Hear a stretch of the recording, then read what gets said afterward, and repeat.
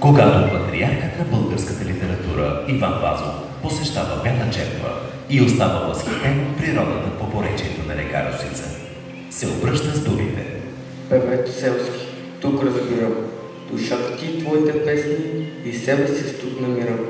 Тази воля в този шир чудесни. Пак спомням светли дни, когато живя в чистата природа, при нивите, покрити злато, живота честни на народа. И слушах песни на жетварки и гледах, сякаш беше черно, момински бузи, свежи ярки, в празника на гроздобера.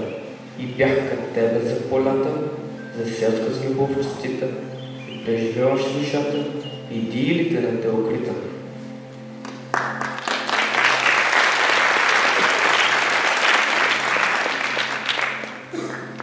В интимната любовна песен на Церковски има сърдечност без задължина, непосредствена наивност без блясъка на внезапни откровения. За него любовта е първоосновата на красотата в живота. Тя възвисява и откъсва човека от грубите грижи и връзки със света. Когато на пътя й се изпречат всекидневните нужди, тя получава тръгичен патос и нейните носители, според темперамента си, страдат. Неговите песни дишат радостта в труд, на волята да се творят блага. Душата се излива ту в тъжни, ту в безгрижни песни.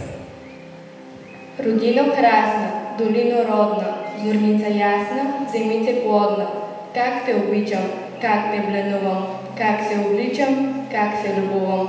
На твоите чудни поля и ниви, слави и будни, цветя красиви, на твоите дивни извори вади, реки проливни, сенки прохлади, на твоите вити скали чутовни, орли сърдити, гори вековни, на всичко, майко, що си кърмила, как те обичам, родино мила.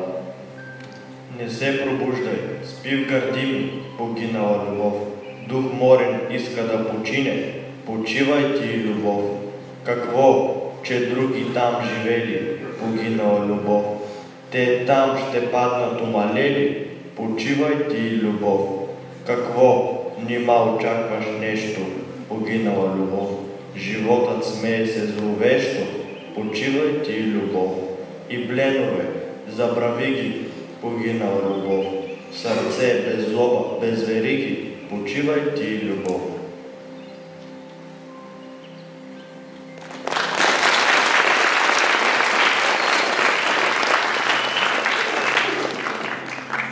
Поет на мечтателната неизвестност и на постоянното движение, той замръква или усъмва, дето няма ни село, ни дюгенче, ни червено вино в менче, ни чорбица за вечеря, ни ябица за постеля. Да би знала, мамо, да би ти разбрала колко сладки сълзи с либе съм проляла, колко милни думи думала редила, колко росни китки давала дарила. Ти не би ме толкова съдила гълчала, с първа свидна дума не му би ме дала. Дала би ме, мамо, добро би сторила, на две сърца клети, радост би дарила. Буйни ветре я повей, нам тъгите разпилей, разнеси ги по-богати, по управници за бати. Разправи им как живеят, тук селяци как го пеят. Разправи им как рабуват, за тях сити да добруват. Я елате, млади стари, дайте вино бре кръчмари. Люти мъки да полеем, страдни песни да запеем.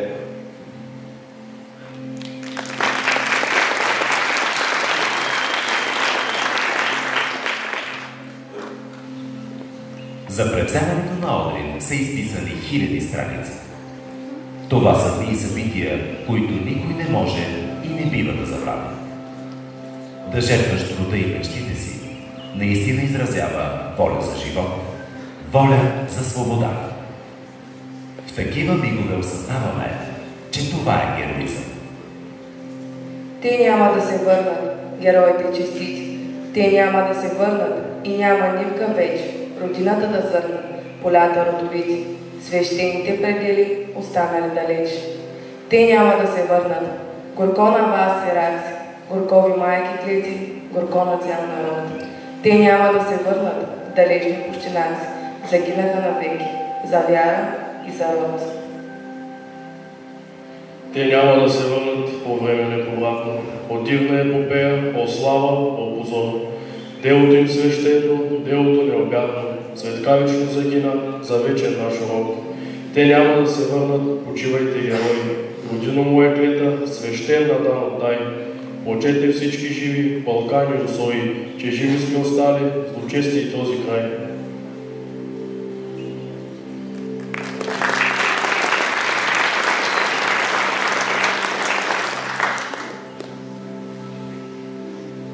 Под неговото перо почват да се виждат песимистични песни за разочарование от живота, за умора, за суетата на любовното щастие.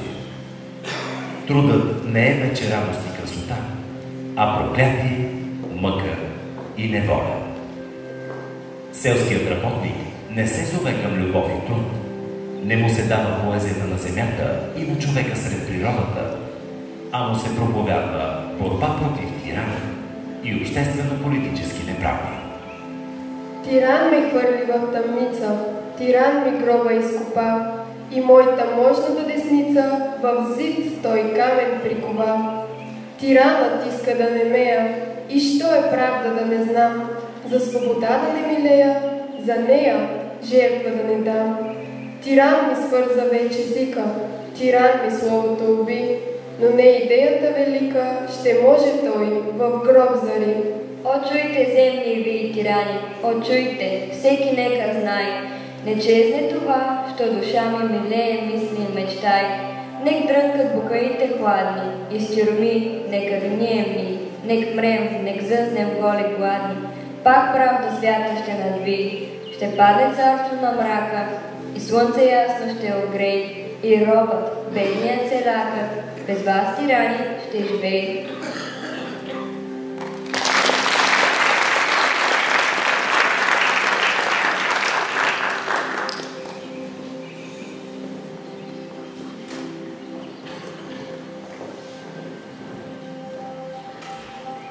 Печална вест до моя скудолита, селяци в младини, паднали днес на поста в защита на своите правдини.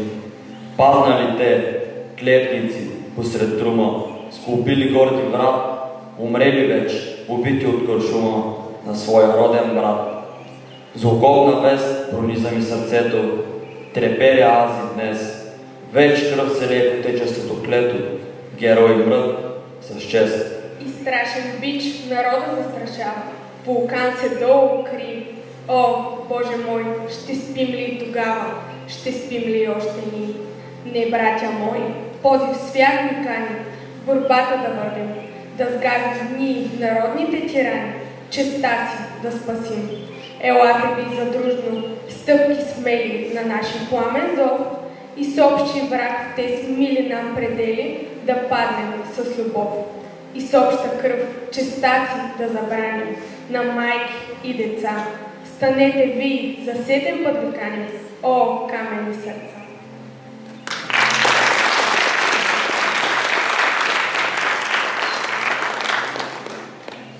Духът му бе бодър и до последния момент той не се огъна от никакъв удар.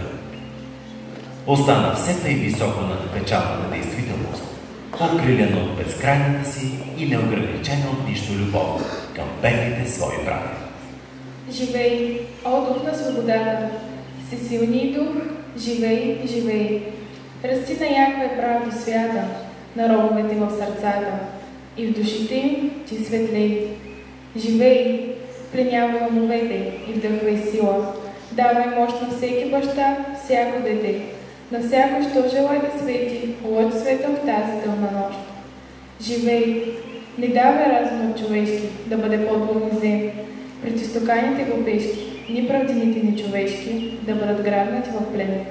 Не давай в тия поля красни, трайни, някой да везне, ни сълзи да протичат на майки, синове злощастни, ни кръв невинна да се лей. Живей, о майко на гиганти, Движи ни към ту свясна цел и на гнусните спекуланти, и на подлите интриганти. Предай последния удар смело. Живей вековечно, води и стряскай този род, и робството му безконечно, и теглото му нечовечно. Срути ги ти в черния гроб, умъртви всяка завист и всяка низост. Живей, чрез теб само в народа ще блесне истинска свобода. Светата правда ще успее.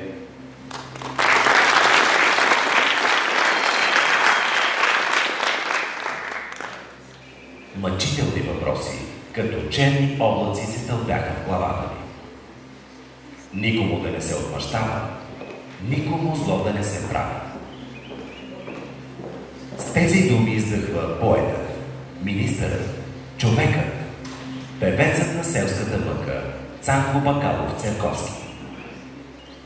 Стига думи, стига плач, стига сълзи лицемерни, сите горкия orač, на одумки злонамерни, сите целия народ, на усмивки примамливи. Той вече видя техния плод, знае техни сок горчиви, знае вече, че медът е примесен с яд отровен. Вече години се редят, все на думи, шум вековен. Стига, братя, празна реч, голи думи за лагалки. За дела е време веч, стига все ни да сме малки. Вълнува се тревата, широко и навръст. Високо се издига над нея дървен кръст. Тя милно го прегръща и смел тъжовен глас и стихом го запитва. Що делиш между нас? Не питай, и отвръща порутеният кръст.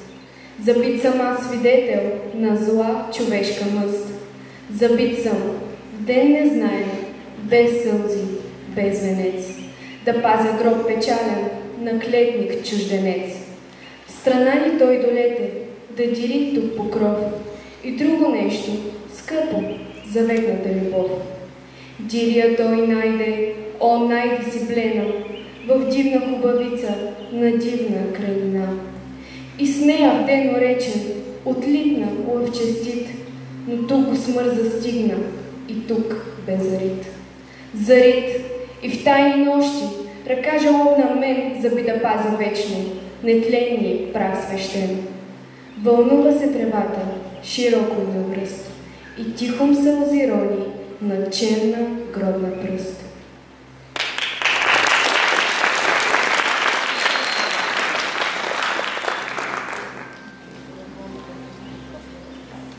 В любимата местност Славееви гори, поетът твори сред красотата на щедрата природа и песните на славеите. От тук пред погледа се открива чудната панорама на селото, лъкатушещата русица, обработените ниви и лозя. Днес там почива тялото на певеца на селската неволя. Изпълнено е неговото съкровено желание, изразено в един от най-популярните му стихове. Там на срещната могила, дето бели път се ви, има гроб. О, пътник странен, ти на гроба се отби. Кръст тори и поклони се, труд на хаост не е той. Гробът, който ти почиташ, гроб сиротен, гроб е мой. Брати род ти мен да бъдеш, брати род, от род презрен. Че поета род не знае, той от всички бе чужден. И в живота жив не виде, ден отраден, час благат. Пътник морен, поклони се, гробът мой е гроб на брат.